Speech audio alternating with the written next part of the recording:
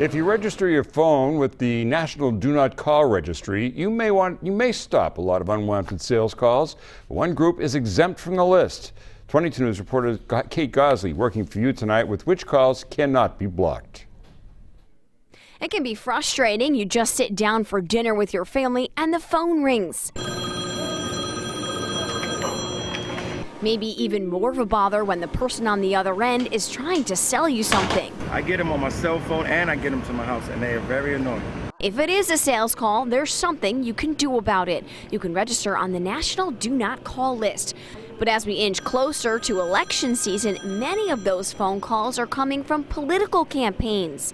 And those calls cannot be blocked, which some Western Massachusetts residents say they're okay with. I'm trying to, find out who's my next president, who's the best president for me, my family, in the future. But others argue those campaign calls are just as much of a pest as the frequent sales calls coming into their house or on their cell phone.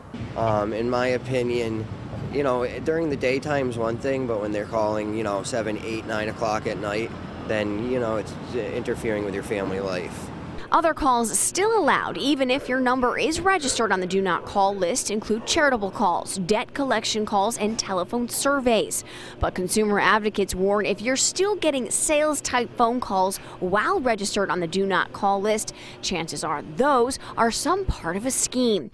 They say hang up and be sure you don't give the caller any personal information. In West Springfield, Caitlin Gosley, 22 News.